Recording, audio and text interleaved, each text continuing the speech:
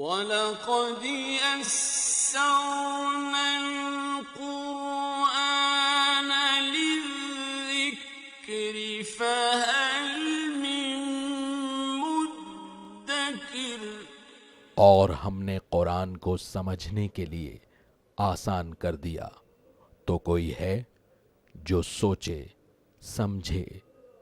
صوت القرآن، قرآن کی آواز۔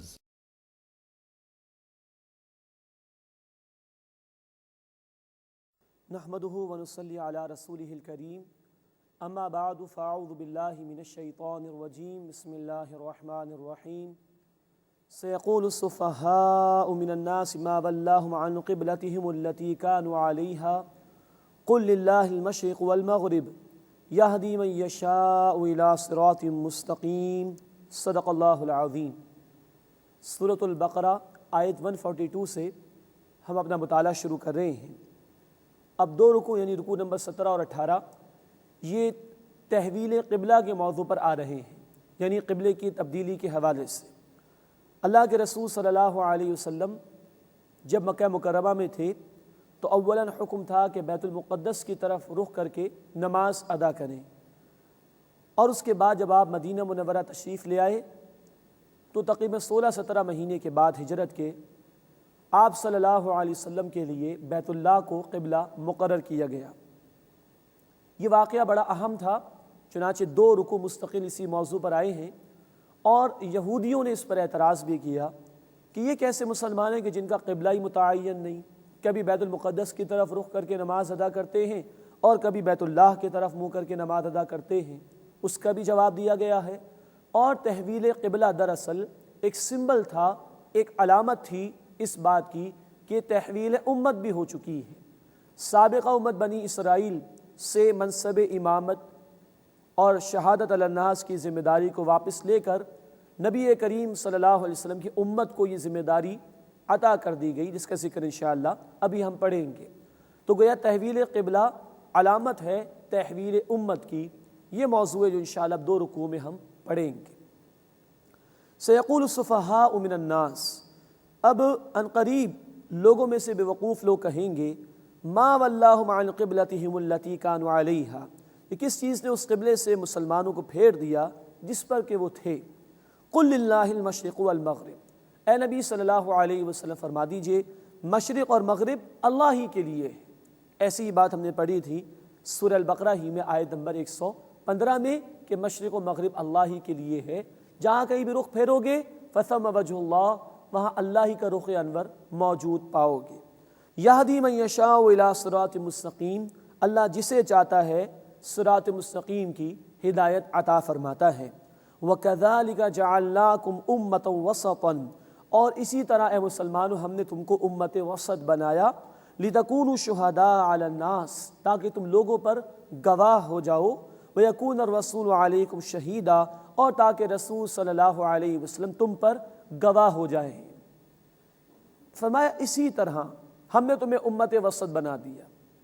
یہ اسی طرح سے مراد یہ ہے کہ جیسے قبلہ تبدیل ہو گیا ہے، تحویل ہو گیا ہے، ایسے ہی امت کی بھی تحویل اور تبدیلی ہو گئی۔ اب بنی اسرائیل جو کہ سابقہ امت مسلمہ تھے، ان سے منصب امامت لے کر مسلمانوں کے حوالے کر دیا گیا ہے۔ تو گویا یہ تحویل قبلہ علامت ہے تحویل امت کی۔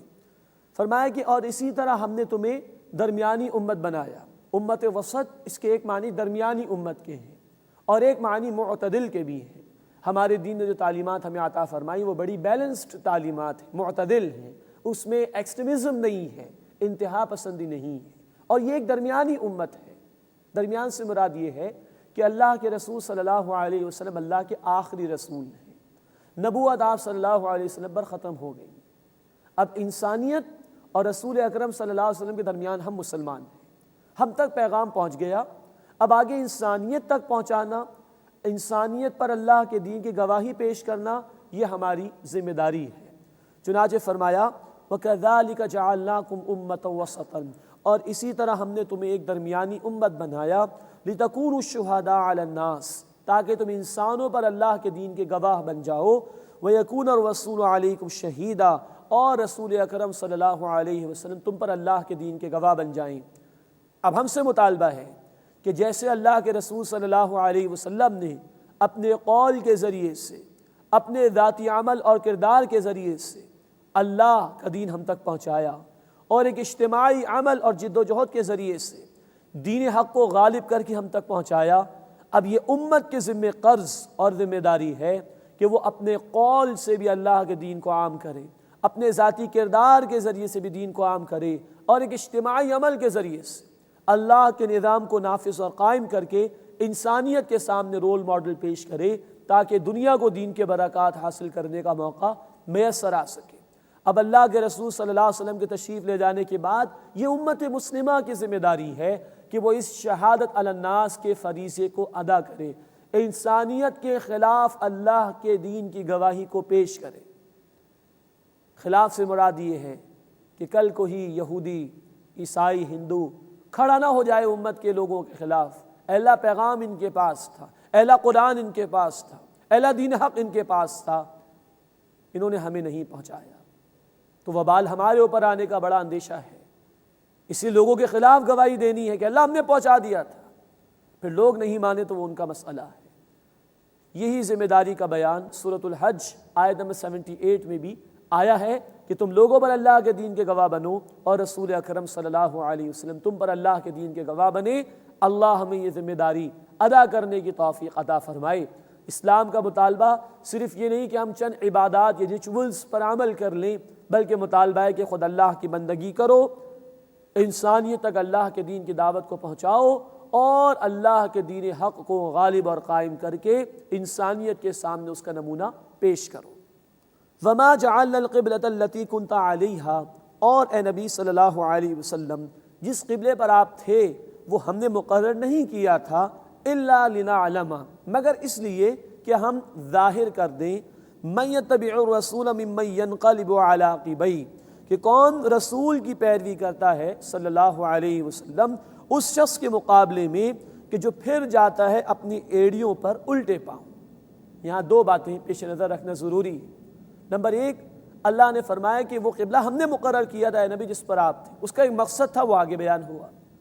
اب پورے قرآن میں کہیں یہ ذکر نہیں ہے کہ بیت المقدس کی طرف رخ کر کے نماز ادا کیجیے، لیکن یہ ذکر ضرور ہے کہ اب قبلہ تبدیل ہو رہا ہے، اس کی مزید تفصیل آگے آئے گی انشاءاللہ۔ گویا کہ قرآن کے علاوہ بھی اللہ کے رسول صلی اللہ علیہ وسلم پر وحی آتی تھی، جس کو عام اصطلاح میں ہم سنت اور حدیث کہتے ہیں، ورنہ قرآن میں کہیں ذکر نہیں کہ بیت المقدس کی طرف رخ کر کے نماز ادا کی جائے۔ تو یہ گویا سنت کی اتھارٹی ہے، حجت حدیث کی دلیل ہے جو اس مقام پر اللہ نے بیان فرمائی۔ دوسری بات جو اس مقام پر سمجھنے کی وہ یہ کہ یہ ایک امتحان تھا، امتحان یہود کا بھی جو بیت المقدس سے تعلق رکھتے تھے، نسبت رکھتے تھے۔ اب جب آپ صلی اللہ علیہ وسلم مدینے میں آ گئے ہیں اور اب حکم ہو رہا ہے کہ بیت اللہ کو اپنا قبلہ مقرر کرو، تو یہ امتحان ہو رہا ہے کہ آیا اپنی پچھلی روایات کو اہمیت دیتے ہیں یا اللہ کے حکم کو اہمیت دیتے ہیں؟ بیت المقدس کے بجائے بیت اللہ کی طرف رخ کر کے نماز ادا کرتے ہیں کہ نہیں کرتے؟ یہ یہود کا بھی امتحان ہو گیا، تو یہ بڑا بھاری امتحان تھا۔ عربوں کا بھی امتحان ہو گیا جو خانہ کعبہ سے نسبت رکھتے تھے کہ آیا وہ بیت المقدس کی طرف رخ کر کے نماز ادا کرتے ہیں یا نہیں کرتے، یا اپنی روایات سے جڑے رہتے ہو، اللہ کے حکم کو ترجیح دیتے ہو یا اپنی روایات کو ترجیح دیتے ہو۔ یہ عربوں کا بھی امتحان ہو گیا تھا۔ گویا ایک ہی بات کے کئی پہلو سامنے آ رہے ہیں کہ یہود کا بھی امتحان اور عربوں کا بھی امتحان، اور خاص طور پر یہ امتحان کہ اللہ نے وحی کے ذریعے سے، لیکن وہ وحی جو قرآن کے علاوہ اللہ کے رسول پر آتی تھی صلی اللہ علیہ وسلم، جو کہ حدیث ہم کہتے ہیں جسے، یا سنت کہتے ہیں، اللہ نے وہ حکم اللہ کے رسول کو دیا تھا۔ دراصل عالم ظاہر میں یہ اللہ کے رسول صلی اللہ علیہ وسلم کا حکم تھا، اللہ دیکھنا چاہتے تھے کہ مانتے ہو یا نہیں مانتے۔ وَإِن كَانَتْ لَكَبِيرَةً إِلَّا عَلَى الَّذِينَ هَدَى اللَّهُ، اور بے شک یہ بڑی بھاری بات تھی مگر ان لوگوں پر نہیں جنہیں اللہ نے ہدایت دی۔ ہر ایک کا امتحان ہو گیا تھا، واقعی بڑا بھاری معاملہ تھا، لیکن جنہیں اللہ نے ہدایت دی وہ استقامت کے ساتھ حق پر اور اللہ کے حکم پر ڈٹے رہے۔ وَمَا كَانَ اللَّهُ لِيُضِيعَ إِيمَانَكُمْ، اور اللہ ایسا نہیں کہ تمہارے ایمان کو ضائع فرما دے۔ یہ بڑا اہم مقام ہے اس اعتبار سے کہ یہاں اللہ تعالیٰ نے نماز کو ایمان قرار دیا ہے۔ اس سے کہ یہود کا اعتراض یہ تھا اگر بیت اللہ صحیح قبلہ ہے تو پچھلی نمازیں ضائع ہو گئیں، اور اگر پچھلا والا صحیح تھا تو اب نمازیں ضائع ہو جائیں گی۔ اللہ نے تسلی دی کہ نہیں، کوئی نمازیں ضائع نہیں ہوں گی۔ پہلے وہ حکم تھا تو اس کے مطابق ادا کی گئی نماز درست، اب یہ حکم ہے تو اس کے مطابق ادا کی جانے والی نماز بھی درست ہوگی۔ تو یہاں اللہ نے نماز کے بجائے ایمان کا لفظ استعمال کیا، وہ یہ نماز اور ایمان لازم و ملزوم ہے۔ اللہ ہمیں تمام نمازوں کا اہتمام کرنے کی توفیق عطا فرمائے۔ وَمَا كَانَ اللَّهُ لِيُضِيعَ إِيمَانَكُمْ، اور اللہ ایسا نہیں کہ تمہارے ایمان کو ضائع فرما دے۔ إِنَّ اللَّهَ بِالنَّاسِ لَرَؤُوفٌ رَحِيمٌ، بے شک اللہ لوگوں کے ساتھ بڑا ہی شفقت فرمانے والا، مسلسل رحم فرمانے والا ہے۔ اب اللہ کا التفات رسول اکرم صلی اللہ علیہ وسلم کے لیے اور قبلے کی اس تبدیلی کے حوالے سے مزید تفصیلات۔ قَدْ نَرَى تَقَلُّبَ وَجْهِكَ فِي السَّمَاءِ، اے نبی صلی اللہ علیہ وسلم، ہم بار بار آپ کا منہ آسمان کی طرف پھرنا دیکھتے ہیں۔ فَلَنُوَلِّيَنَّكَ قِبْلَةً تَرْضَاهَا، تو لیجئے ہم ضرور آپ کو اس قبلے کی طرف پھیر دیں گے جسے آپ پسند کرتے ہیں صلی اللہ علیہ وسلم۔ اللہ کے رسول صلی اللہ علیہ وسلم کی اپنی بھی چاہت تھی۔ ہم ملت ابراہیمی پر ہیں، تو ابراہیم علیہ السلام نے اس بیت اللہ کی بنیادوں کو بلند کر کے نئی تعمیر فرمائی تھی، ہمارے لیے بھی وہ قبلہ اللہ کرے کہ مقرر ہو جائے۔ تو اللہ کے رسول کی نگاہیں آسمان کی طرف اٹھتی تھیں، گویا اللہ نے التفات فرمایا کہ لیجئے اے نبی صلی اللہ علیہ وسلم، اب بیت اللہ ہی کو آپ کے لیے قبلہ ہم نے مقرر کر دیا ہے۔ فَوَلِّ وَجْهَكَ شَطْرَ الْمَسْجِدِ الْحَرَامِ، بس آپ اپنا منہ مسجد حرام کے رخ پر پھیر لیجئے۔ وَحَيْثُ مَا كُنْتُمْ، اور اے مسلمانوں جہاں کہیں بھی تم ہو، فَوَلُّوا وُجُوهَكُمْ شَطْرًا، تو پھیر لیا کرو اپنے چہرے اسی کی طرف۔ وَإِنَّ الَّذِينَ أُوتُوا الْكِتَابَ لَيَعْلَمُونَ، اور بے شک اہل کتاب ضرور جانتے ہیں، أَنَّهُ الْحَقُّ مِنْ رَبِّهِمْ، کہ یہ حق ہے ان کے رب کی طرف سے۔ مراد یہ کہ بیت اللہ ہی پہلا گھر ہے جو اللہ کی عبادت کے لیے تعمیر کیا گیا۔ بیت المقدس تو ابراہیم علیہ السلام کے بعد صدیوں کے بعد تعمیر ہوا ہے، اور ان کی کتابوں میں یہ بھی باتیں موجود تھیں کہ آخری رسول کا قبلہ بیت اللہ ہی ہوگا، تو وہ جانتے ہیں اس بات کو۔ أَنَّهُ الْحَقُّ مِنْ رَبِّهِمْ، کہ بے شک یہ حق ان کے رب کی طرف سے۔ وَمَا اللَّهُ بِغَافِلٍ عَمَّا يَعْمَلُونَ، اور اللہ اس سے بے خبر نہیں جو کچھ وہ کرتے ہیں۔ وَلَئِنْ أَتَيْتَ الَّذِينَ أُوتُوا الْكِتَابَ بِكُلِّ آيَةٍ، اور اگر اے نبی صلی اللہ علیہ وسلم آپ اہل کتاب کے پاس تمام نشانیاں بھی لے آئیں، مَا تَبِعُوا قِبْلَتَكَ، تب بھی وہ آپ کے قبلے کی پیروی نہیں کریں گے۔ وَمَا أَنْتَ بِتَابِعٍ قِبْلَتَهُمْ، اور آپ ان کے قبلے کی پیروی کرنے والے نہیں ہیں۔ وَمَا بَعْضُهُمْ بِتَابِعٍ قِبْلَةَ بَعْضٍ، اور ان میں سے کوئی کسی دوسرے کے قبلے کی پیروی کرنے والا بھی نہیں ہے۔ بیت المقدس کی مثال لے لیجئے، اس کے مغربی گوشے کو یہود نے مخصوص کر لیا اپنے لیے، مشرقی گوشے کو نصارہ نے مخصوص کر لیا اپنے لیے، تو یہ ایک دوسرے کے قبلے کی بھی پیروی کرنے والے نہیں ہیں۔ وَلَئِنِ اتَّبَعْتَ أَهْوَاءَهُمْ، اور اگر آپ نے بالفرض ان کی خواہشات کی پیروی کی، من بعد ما جاءك من العلم، اس کے بعد کہ آپ کے پاس علم آ چکا، انك اذا لمن الظالمین، تو بے شک آپ جذباتی لوگوں میں سے ہو جائیں گے۔ ظاہری بات ہے اللہ کے رسول صلی اللہ علیہ وسلم سے تو اس کا کوئی امکان نہیں تھا، آپ کے ذریعے سے یہود و نصارہ کو بھی کہا جا رہا ہے کہ اللہ کے رسول صلی اللہ علیہ وسلم تمہاری پیروی نہیں کریں گے، اور آپ صلی اللہ علیہ وسلم کے ذریعے سے مسلمانوں کو تلقین کی جا رہی ہے کیا حق ان کے پاس آ چکا ہے، اب وہ اس حق کو چھوڑ کر یہود و نصارہ کی پیروی نہ کریں۔ الذین آتیناہم الکتاب، اور جنہیں ہم نے کتاب عطا کی ہے، یعرفونہ کما یعرفون ابناءہم، وہ انہیں پہچانتے ہیں جیسے وہ اپنے بیٹوں کو پہچانتے ہیں۔ وہ رسول اللہ صلی اللہ علیہ وسلم کو بھی پہچانتے تھے، وہ قرآن کو بھی پہچانتے تھے، بالکل اسی طرح جیسے وہ اپنے بیٹوں کو پہچانتے تھے۔ اتنے واضح طور پر اللہ کے رسول صلی اللہ علیہ وسلم کی نشانیاں ان کی کتابوں میں موجود تھیں۔ وَإِنَّ فَرِيقًا مِّنْهُمْ لَيَكْتُمُونَ الْحَقَّ وَهُمْ يَعْلَمُونَ، اور بے شک ان میں سے ایک گروہ حق کو چھپاتا ہے جبکہ وہ جانتے بھی ہیں، جانتے بوجھتے حق کو چھپا رہے ہیں۔ الحق من ربک، بے شک اے نبی صلی اللہ علیہ وسلم حق تو آپ کے رب کی طرف سے ہے۔ فَلَا تَكُونَنَّ مِنَ الْمُمْتَرِينَ، بس آپ شک کرنے والوں میں سے ہرگز نہ ہو جائیے گا۔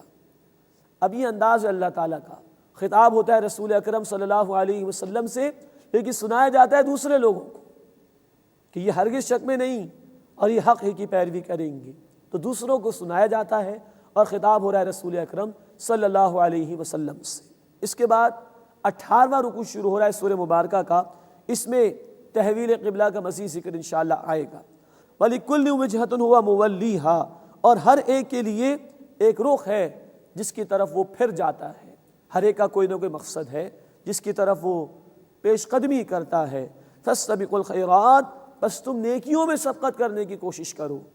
دنیا میں لوگ زندگی بسر کر رہے ہیں، ہر ایک کا اپنا اپنا کوئی مقصد ہے، کوئی نہ کوئی ٹارگٹ ہے، وہ اسی کی طرف رواں دوا ہے، لیکن تمہیں چاہیے کہ تم سبقت کرو، کمپیٹ کرو ایک دوسرے سے بھلائی کے کاموں میں، اور اسی میں آگے بڑھنے کی کوشش کرو۔ اینما تکونوا، جہاں کہیں بھی تم ہوگے، یأتی بکم اللہ جمیعا، اللہ تم سب کو اکٹھا فرما دے گا۔ ان اللہ علی کل شیء قدیر، بے شک اللہ تعالیٰ ہر شے پر قدرت رکھنے والا ہے۔ ومن حیث خرجت، اور اے نبی صلی اللہ علیہ وسلم جہاں کہیں سے آپ نکلے، فولی وجہک شطر المسجد الحرام، بس اپنے رخ کو مسجد حرام کی طرف پھیر لیجئے۔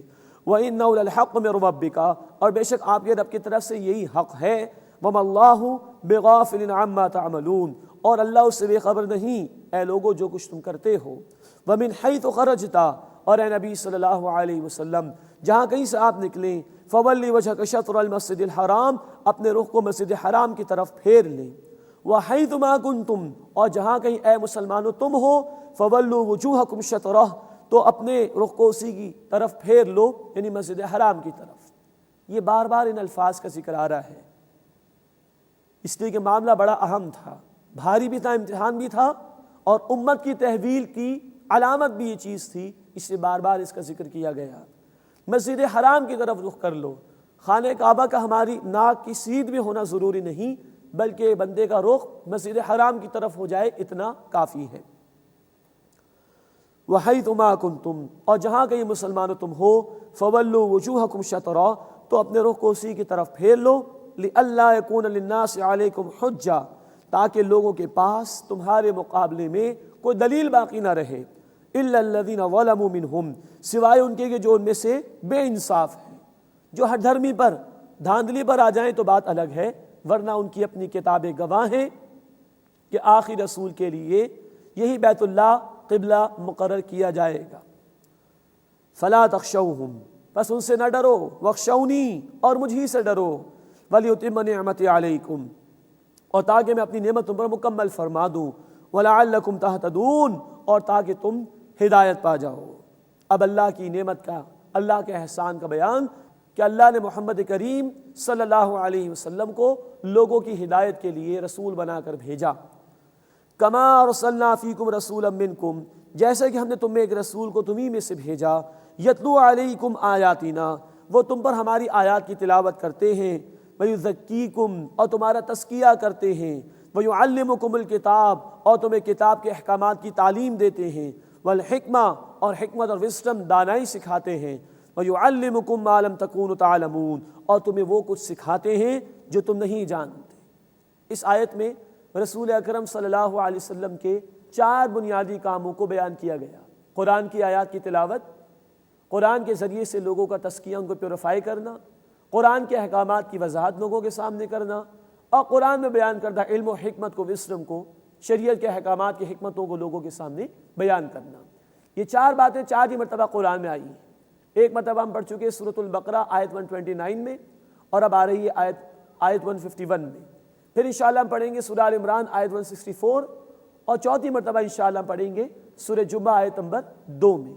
تو یہ 4 کام ہیں رسول اکرم صلی اللہ علیہ وسلم کے جو 4 مرتبہ قرآن نے بیان کیے۔ یہ 4 کام بنیادی طریقہ کار سے متعلق ہیں رسول اکرم صلی اللہ علیہ وسلم کے، کہ قرآن کے ذریعے سے آپ نے ایک انقلابی تحریک برپا کی اور اس کے لیے افراد تیار کیے، اسی قرآن کی آیات کو سنایا اور لوگوں کو جگایا، اسی قرآن کے ذریعے سے دلوں کی دنیا کو پاک کیا اور ان میں اللہ کی اور آخرت کی محبت و فکر پیدا کی، اسی قرآن کے احکامات کی آپ نے وضاحت فرمائی اور اس کی علم و حکمت کو، اس کی وزڈم کو لوگوں کے سامنے بیان کیا۔ تو قرآن کی طاقت کے ذریعے سے افراد آپ نے جمع کیے اور وہ ایک ریولوشنری پارٹی، ایک انقلابی جماعت آپ نے تیار کی، جس کے ذریعے سے تاریخ انسانی کا عظیم ترین انقلاب برپا ہوا۔ ان 4 کاموں کے حوالے سے کچھ اور گفتگو انشاءاللہ ہم سمجھیں گے سورۃ الجمعہ آیت نمبر 2 کی روشنی میں۔ وَيُعَلِّمُكُمْ مَا لَمْ تَكُونُوا تَعْلَمُونَ، اور تمہیں وہ کچھ سکھاتے ہیں محمد صلی اللہ علیہ وسلم جو تم نہیں جانتے تھے۔ فَاذْكُرُونِي، بس تم مجھے یاد کرو، اذکرکم، میں تمہیں یاد کروں گا۔ بڑا پیارا انداز ہے قرآن کا۔ اللہ سے بندے کا معاملہ دو طرفہ ہے، تم مجھے یاد کرو، میں تمہیں یاد کروں گا۔ ہمیں سے کون ہے جو نہیں چاہتا کہ اللہ اسے یاد رکھے، اپنی رحمت نچھاور کرے؟ لیکن ہمیں بھی جائزہ لینا چاہیے ہم اللہ کو کتنا یاد رکھتے ہیں۔ اسی کی دو طرفہ معاملہ ہے، it's a two way traffic. فاذکرونی، تم مجھے یاد کرو، اذکرکم، میں تمہیں یاد کروں گا۔ اللہ ہمیں اپنا ذکر کرنے کی توفیق عطا فرمائے، زبان سے بھی ذکر ہونا چاہیے، اللہ کی حمد و ثنا بیان ہو، قرآن کی تلاوت بھی ہو، اللہ کے رسول صلی اللہ علیہ وسلم کی مسنون دعائیں بھی پڑھی جائیں، اور ایک ذکر ہے پورے وجود سے، وہ ہے اللہ کی یاد اپنے عمل کے ذریعے سے، یعنی اس کی اطاعت کرنا، اس کے احکامات پر عمل کرنا اور اس کی نافرمانی سے بچنے کی کوشش کرنا۔ فرمایا فاذکرونی، تم مجھے یاد کرو، اذکرکم، میں تمہیں یاد رکھوں گا، واشکرونی، اور میرا شکر ادا کرو، ولا تکفرون، اور میری ناشکری نہ کرو۔ اللہ کا انکار کر کے بندہ کہاں جائے گا؟ قرآن تو کہتا ہے سورہ ابراہیم آیت نمبر 7 میں، لئن شکرتم لازیدنکم، اگر تم شکر ادا کرو گے میں مزید نعمت تمہیں عطا کروں گا، ولئن کفرتم، اور اگر تم ناشکری کرو گے، ان عذابی لشدید، تو میرا عذاب بھی بڑا شدید ہے۔ اللہ ہمیں اپنے شکر گزار بندوں میں شامل فرمائے اور اپنی نافرمانی سے بچنے کی توفیق عطا فرمائے۔ اس مقام پر آ کر سورۃ البقرہ کے 18 رکوع مکمل ہو گئے۔ پہلے 4 رکوعوں میں قرآن کی دعوت کا خلاصہ ہمارے سامنے آیا، پھر 10 رکوع اس میں ہم نے بنی اسرائیل کے حوالے سے گفتگو سمجھنے کی کوشش کی، پھر 2 رکوع ابراہیم علیہ السلام کے حوالے سے جو ایک مرکزی شخصیت تھے، پھر آخری 2 رکوع تحویل قبلہ کے موضوع کے حوالے سے، جس کے نتیجے میں یہ بات سامنے آئی کہ تحویل امت بھی ہو گئی، بنی اسرائیل کو معزول کر دیا گیا اور رسول اکرم صلی اللہ علیہ وسلم کی امت کو منصب امامت پر، شہادت علی الناس کے فریضے پر فائز کر دیا گیا۔ اب رکوع نمبر 19 سے لے کر رکوع نمبر 40 تک 22 رکوع ہیں، اور رسول اکرم صلی اللہ علیہ وسلم کی امت سے خطاب ہے۔ اس مقام پر ہم دیکھیں گے انشاءاللہ 4 باتوں کا بیان دوہرا کر سامنے آئے گا۔ نمبر 1 عبادات، مثلا نماز، زکوٰۃ، روزہ، حج۔ نمبر 2 معاملات، مثلا وراثت کے مسائل، نکاح کا معاملہ، طلاق کے حوالے سے گفتگو، ادھار کے لین دین کو لکھ لینا چاہیے، وغیرہ وغیرہ۔ نمبر 3 جہاد بالنفس یعنی قتال کا بیان، اللہ کے راستے میں جنگ۔ اور نمبر 4 جہاد بالمال یعنی انفاق فی سبیل اللہ، اللہ کے دین کے لیے مال کو خرچ کرنا۔ تو یہ 4 باتیں، عبادات، معاملات، قتال اور انفاق، یہ دوہرا کر ان رکوعوں میں ہمارے سامنے انشاءاللہ آئیں گی۔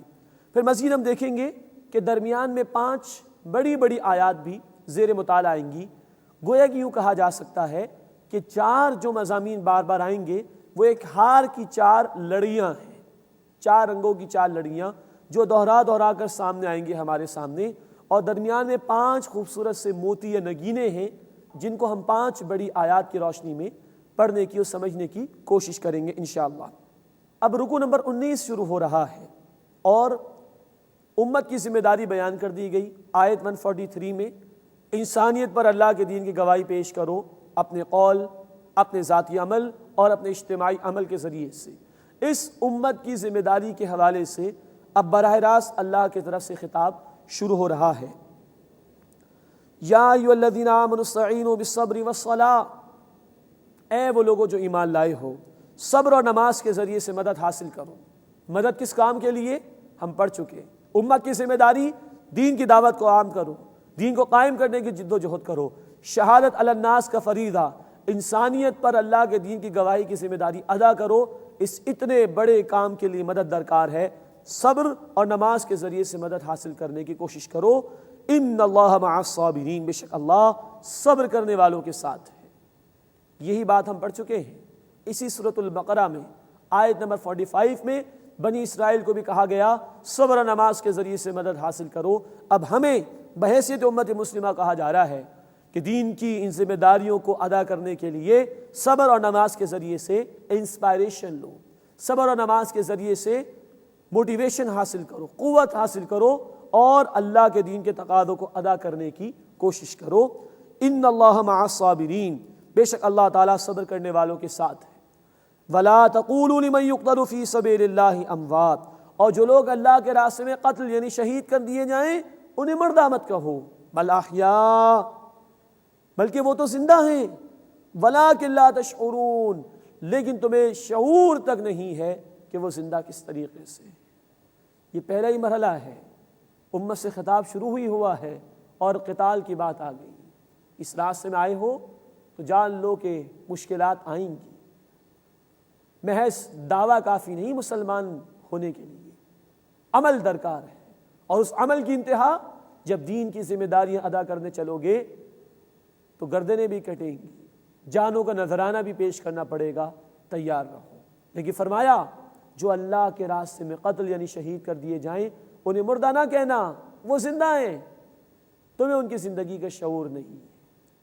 یہی بات آئی ہے قرآن حکیم میں، سورہ آل عمران آیت نمبر 169 میں بھی، کہ جو لوگ اللہ کے راستے میں شہید کر دیے جائیں انہیں مردہ مت کہو، انہیں تو اللہ کے ہاں سے رزق عطا کیا جاتا ہے، وَلَٰكِن لَا تَشْعُرُونَ، لیکن تمہیں شعور نہیں۔ اب اس کے بعد بتایا جا رہا ہے کہ اس راہ حق میں مشکلات کا آنا لازمی سی بات ہے۔ وَلَنَبْلُوَنَّكُمْ بِشَيْءٍ مِّنَ الْخَوْفِ وَالْجُوعِ وَنَقْصٍ مِّنَ الْأَمْوَالِ وَالْأَنفُسِ وَالثَّمَرَاتِ، اور ہم ضرور تمہیں آزمائیں گے خوف سے اور بھوک سے اور مال اور جان کے نقصان کے ذریعے سے اور پھلوں اور پیداوار کے نقصان کے ذریعے سے۔ اس راستے میں آئے ہو مشکلات آئیں گی، جان بھی جا سکتی ہے، خوف بھی آئے گا، مال بھی جا سکتا ہے، اور پیداوار پروڈکشن کے نقصانات بھی ہو سکتے ہیں، لیکن تیار رہو۔ آگے بڑے خوبصورت الفاظ آ رہے ہیں، وَبَشِّرِ الصَّابِرِينَ، اور اے نبی صلی اللہ علیہ وسلم صبر کرنے والوں کو بشارت دے دیجیے۔ یہ صبر کیا ہے؟ ڈٹے رہنا، جمے رہنا، جو بھی مشکل آئے اس کو برداشت کرنا اور آگے سے آگے بڑھتے چلے جانا۔ یہ صبر کرنے والے کون ہیں؟ آگے ان کا بیان آیا، الذین اذا اصابتہم مصیبہ، وہ کہ جنہیں جب کوئی مصیبت پہنچتی ہے، قالوا، وہ کہتے ہیں، انا للہ و انا الیہ راجعون، بے شک ہم اللہ ہی کے ہیں اور اللہ ہی کی طرف ہمیں لوٹ کر جانا ہے۔ یہ ہے عقیدہ بندہ مومن کا۔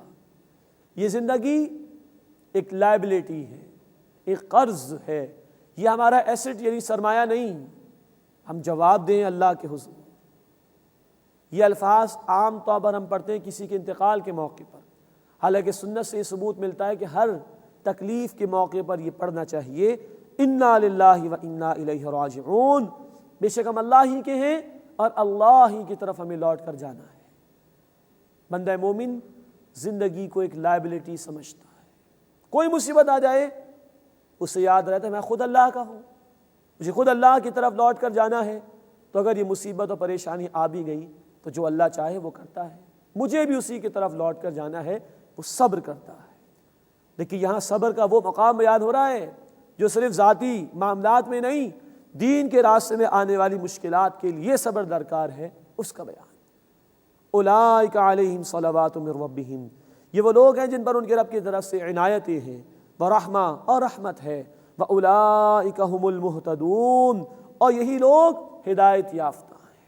اللہ ہمیں ان باتوں کا یقین عطا فرمائے، اور ہم امت مسلمہ کا حصہ ہیں، امتی ہیں محمد صلی اللہ علیہ وسلم کے۔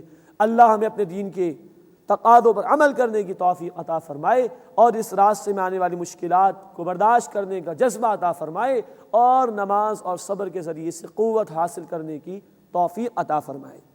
اس کے بعد حج کے بیان میں صفا اور مروہ کا ذکر آ رہا ہے، وہ دو پہاڑیاں جن کے درمیان سعی کی جاتی ہے۔ جیسا کہ عرض کیا گیا کہ عبادات، معاملات، قتال اور انفاق، یہ بار بار مضامین دہرا کر سامنے آئیں گے، تو نماز کا بیان تو آ گیا، صبر کے مراحل کا بیان بھی آ گیا، اب عبادات کے ضمن میں حج کے حوالے سے کچھ گفتگو آ رہی ہے۔ ان الصفا والمروۃ من شعائر اللہ، بے شک صفا اور مروہ اللہ کے شعائر میں سے ہیں، اللہ کی نشانیوں میں سے ہیں۔ شعیرہ کہتے ہیں نشانی کو، اور شعیرہ کی جمع ہے شعائر۔ تو فرمایا کہ صفا و مروہ اللہ کی نشانیوں میں سے ہیں۔ اصل میں سوال پیدا ہوا تھا صحابہ کرام رضی اللہ تعالی عنہ اجمعین کے ذہن میں زمانہ جاہلیت میں بھی حج کا نظام موجود تھا، وہ ابراہیم علیہ السلام کے دور سے چلا آ رہا تھا، سعی کی جاتی تھی صفا و مروہ کی پہاڑیوں کے درمیان، تو کچھ بت رکھے ہوئے تھے۔ اب جب مسلمانوں نے یہ دیکھا تو ان کے ذہن میں خدشہ پیدا ہوا کہ اگر ہم سعی کریں گے تو کوئی غلط کام تو نہیں ہو رہا یہ، کیونکہ یہاں پر بت رکھے گئے تھے پہلے اور لوگ جو ہے وہ پوجا پاٹ بھی کرتے تھے، سعی بھی کرتے تھے۔ تو اللہ تعالیٰ نے اس کی کلیریفیکیشن دے دی کہ یہ صفا و مروہ کی پہاڑیاں اللہ کی نشانیوں میں سے ہیں۔ یہی حضرت حاجرہ سلام علیہا دوڑی تھیں جب ابراہیم علیہ السلام، حضرت حاجرہ سلام علیہا اور اسماعیل علیہ السلام کو اللہ کے حکم کے مطابق چھوڑ گئے تھے۔ یہ ان کو دیکھ کر وہ گھرانہ ابراہیم علیہ السلام کا یاد آتا ہے، تو یہ تو اللہ کی نشانیوں میں سے ہے۔ فمن حج البیت او اعتمر فلا جناح علیہ ان یطوف بہما، بس جو کوئی اللہ کے گھر یعنی خانہ کعبہ کا حج کرے یا عمرہ کرے تو اس پر کوئی حرج یعنی کوئی گناہ نہیں کہ ان دونوں کا طواف کرے۔ وہ زمانہ جاہلیت میں لوگ بتوں کی پوجا پاٹ کرتے تھے، وہ عمل غلط تھا، لیکن سعی کرنا حج اور عمرے کے درمیان یہ تو اللہ کا حکم ہے، اس میں کوئی گناہ کی بات نہیں۔ وَمَن تَطَوَّعَ خَيْرًا، اور جو کوئی بھی خوشی خوشی کوئی نیکی کرے گا، فَإِنَّ اللَّهَ شَاكِرٌ عَلِيمٌ، تو بے شک اللہ قدردانی فرمانے والا ہے، خوب علم رکھنے والا ہے۔ اس کے بعد یہ بات بیان کی جا رہی ہے کہ جن کے پاس اللہ کی کتاب موجود ہو اور وہ اس کو چھپائیں، اسے عام نہ کریں، ان کے لیے کیا انجام ہے، یہ بات اب آ رہی ہے۔ ان الذین یکتمون ما انزلنا من البینات والہدی، بے شک وہ لوگ جو چھپاتے ہیں جو کچھ ہم نے کھلی نشانیوں اور ہدایت میں سے نازل کیا، من بعد ما بیناہ للناس فی الکتاب، اس کے بعد کہ ہم نے اسے کتاب میں لوگوں کے لیے واضح کر دیا، اولئک یلعنہم اللہ، یہ وہ لوگ ہیں جن پر اللہ لعنت فرماتا ہے، ویلعنہم اللاعنون، اور ان پر لعنت کرتے ہیں تمام لعنت کرنے والے۔ یہ بڑا ہی ہلا دینے والا مقام ہے قرآن کا، جن کو اللہ نے کتاب عطا کر دی اور اب ان کی ذمہ داری کے لوگوں تک پہنچائیں، اور لوگوں کو کیا کرنا ہے وہ کتاب میں واضح کر دیا گیا، لیکن اب جن کی ذمہ داری وہ نہیں پہنچا رہے تو وہ اللہ کی لعنت کے بھی مستحق ہیں، یعنی اس کی رحمت سے دور ہو جائیں گے، اور لوگوں کی لعنتوں کے بھی مستحق ہیں، یعنی لوگوں کی بد دعاؤں کا وہ شکار ہوں گے۔ اور فرمائیے آج کتاب کس کے پاس ہے؟ میرے اور آپ کے پاس، امت مسلمہ کے پاس۔ اللہ نے یہ آخری ہدایت نامہ عطا فرمایا، تمام انسانیت کے لیے عطا فرمایا، ہر بات کے لیے رہنمائی عطا کر دی گئی۔ انسانیت تو تلاش میں، وہ سسک رہی، وہ پس رہی ہے ظلم کے تحت، وہ گمراہی میں پڑی ہوئی ہے۔ یہ قرآن میرے اور آپ کے پاس، امت مسلمہ کے پاس، ہم ذمہ دار ہیں انسانیت تک اللہ کے اس کلام کو پہنچانے کے، اللہ کے دین کو پہنچانے کے۔ ہم نہیں پہنچا رہے، آج دنیا میں فساد ہے، ظلم ہے، بربریت ہے، لوگوں کی حقوق پامال ہو رہی ہیں، اس کا وبال ہمارے اوپر ہے۔ اللہ کی بھی لعنت، رحمت سے دوری۔ آج مسلمان دنیا میں مظلوم ہیں، کشمیر اور فلسطین، افغانستان اور عراق اور دنیا کے دیگر علاقوں میں ظلم و ستم کا شکار ہے۔ کیوں؟ اللہ نے ہمیں اپنی رحمت سے دور کر دیا۔ دنیا ظلم کا شکار ہے، لوگ بد دعائیں کرتے ہیں، ہم تک پہنچ سکتی ہیں، کیوں؟ ہم یہ حق ان تک نہیں پہنچا رہے۔ اللہ ہمیں اپنے عمل کی اصلاح کرنے کی توفیق عطا فرمائے۔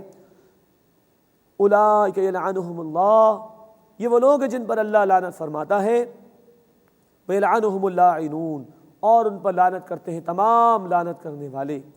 الا الذین تابوا، سوائے ان لوگوں کے جنہوں نے توبہ کی، واصلحوا، اور اصلاح کر لی، وبینوا، اور واضح کر دیا پیغام کو۔ توبہ صرف یہ نہیں کہ ہم ایک دفعہ توبہ کر کے بیٹھ جائیں، نہیں، اب عمل کی اصلاح بھی کرو اور بیان کرو، واضح کرو، بالکل اللہ کے اس کلام کو پہنچاؤ انسانیت تک، خود عمل کرو، ایک اجتماعی نظام ڈیولپ کرو لوگوں کے سامنے رول ماڈل کے طور پر پیش کرنے کے لیے، اور تمام انسانیت تک اللہ کے پیغام کو پہنچاؤ۔ جو یہ کریں، فرمایا کہ فَأُولَئِكَ أَتُوبُ عَلَيْهِمْ، بس یہ لوگ ہیں جنہیں میں معاف فرما دیتا ہوں، وَأَنَا التَّوَّابُ الرَّحِيمُ، اور بے شک میں بہت معاف کرنے والا، مسلسل رحم فرمانے والا ہوں۔ اللہ ہمیں اس سچی توبہ کی توفیق عطا فرمائے، پوری امت کو قرآن کی دعوت کے عام کرنے اور قرآن کے دیے ہوئے نظام کو قائم کرنے کی جد و جہد میں شریک ہونے کی توفیق عطا فرمائے۔ ان الذین کفروا، بے شک جن لوگوں نے کفر کیا، وماتوا وہم کفار، اور وہ مر گئے اس حال میں کہ وہ کافر ہی رہے، اولئک علیہم لعنت اللہ، یہ لوگ ہیں جن پر لعنت اللہ کی، والملائکہ اور فرشتوں کی، والناس اجمعین اور تمام کے تمام انسانوں کی، خالدین فیہا، وہ اس میں ہمیشہ ہمیشہ رہیں گے، لا یخفف عنہم العذاب، ان سے عذاب ہلکا نہ ہوگا، ولا هم ینظرون، اور نہ انہیں مہلت دی جائے گی۔ اللہ اس برے انجام سے ہماری حفاظت فرمائے۔ وَإِلَٰهُكُمْ إِلَٰهٌ وَاحِدٌ، اور تمہارا معبود معبود واحد ہے، اس کے سوا لا الہ الا ہو، اس کے سوا کوئی عبادت کے لائق نہیں۔ هو الرحمن الرحیم، وہ انتہائی رحم فرمانے والا، مسلسل رحم فرمانے والا ہے۔ اس کے بعد 20واں رکوع شروع ہو رہا ہے۔ اگلی آیت، آیت نمبر 164، یہ پہلی وہ بڑی آیت ہے، وہ نگینہ اور وہ موتی جو 4 لڑیوں کے درمیان آ رہا ہے۔ اس ایک آیت میں 10 آیات کا بیان ہے۔ آیت کے معنی نشانی، آیت کی جمع آیات۔ اب اس ایک ہی آیت میں اللہ کی 10 نشانیاں بیان کی گئی ہیں، تو اس کو آیت الآیات کہا جا سکتا ہے، وہ ایک آیت جس میں اللہ کی کئی نشانیاں بیان کی گئیں۔ اللہ کی معرفت کے حصول کے ضمن میں ان آیات و نشانیوں پر غور و فکر کرنا بہت اہم ہے، اور قرآن نے بار بار اس غور و فکر کی دعوت دی ہے کہ اس کائنات میں غور و فکر کرو، اللہ کو پہچان لو گے۔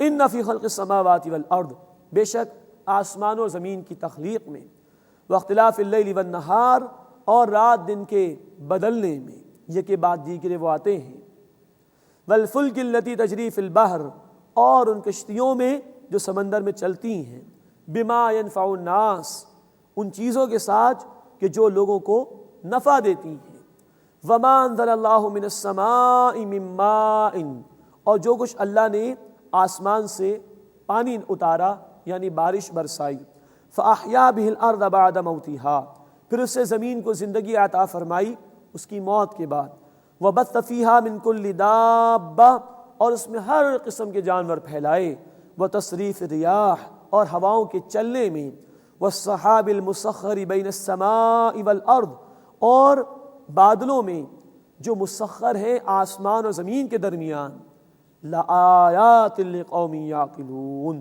یقیناً اس میں ان لوگوں کے لیے نشانیاں ہیں جو عقل والے ہیں۔ یہ 10 نشانیاں بیان ہوئی ہیں، جو بھی ان میں غور و فکر کرے گا اللہ کو پہچان لے گا۔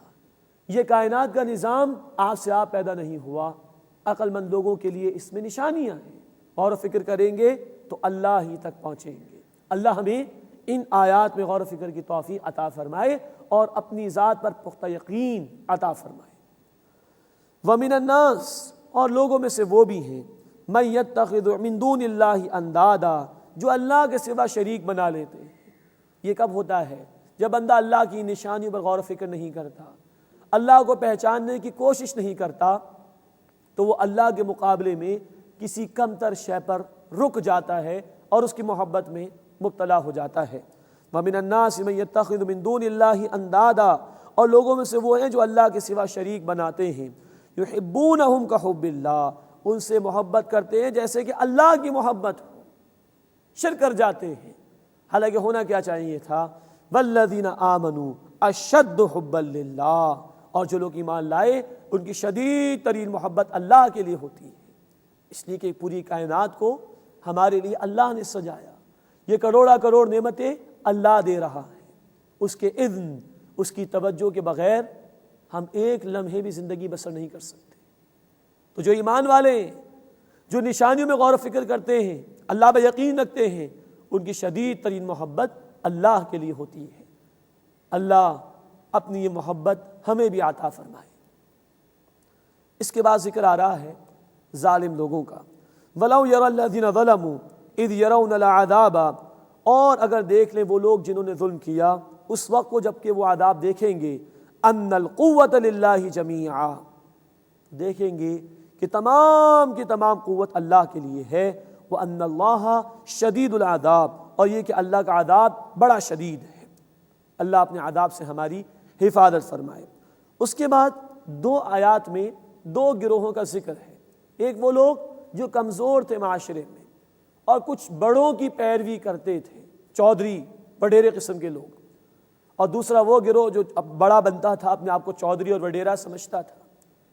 ان دونوں کا ذکر قرآن حکیم میں 6 مرتبہ آیا ہے کہ یہ ایک دوسرے سے بیزاری کا اعلان کر دیں گے قیامت کے دن۔ اللہ تعالیٰ یہ چاہتے ہیں کہ بندہ سوچ سمجھ کر کسی کی پیروی کرے۔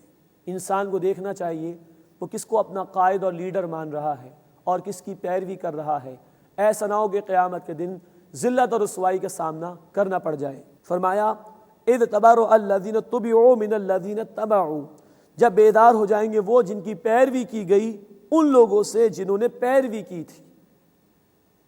ورأوا العذاب، اور وہ عذاب دیکھ لیں گے۔ وتقطعت بہم الاسباب، اور ان سے تمام رشتے ناتے کٹ جائیں گے، ایک دوسرے سے بیزار ہو جائیں گے۔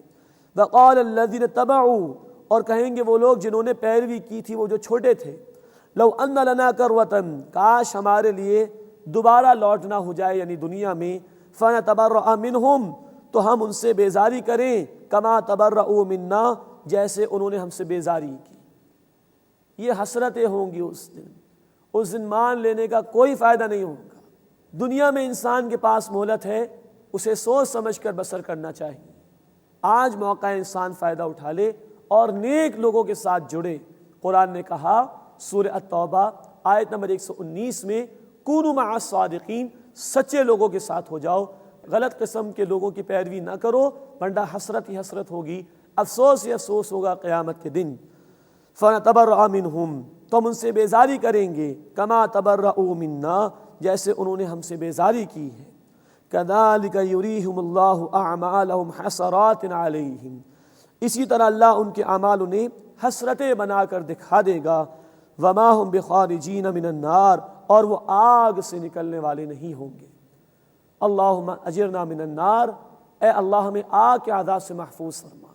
اللہ ہمیں توفیق دے ہم نیک لوگوں کے ساتھ جڑیں، نیک لوگوں کی پیروی اختیار کریں، تاکہ قیامت کی ذلت اور رسوائی سے ہم بچ سکیں۔ اے اللہ ہمیں نیک لوگوں کے ساتھ شامل ہونے کی توفیق عطا فرما، اور برے لوگوں کی کمپنی سے اور برے لوگوں کی صحبت سے بچنے کی توفیق عطا فرما۔ آمین یا رب العالمین۔ وآخر دعوانا ان الحمد للہ رب العالمین۔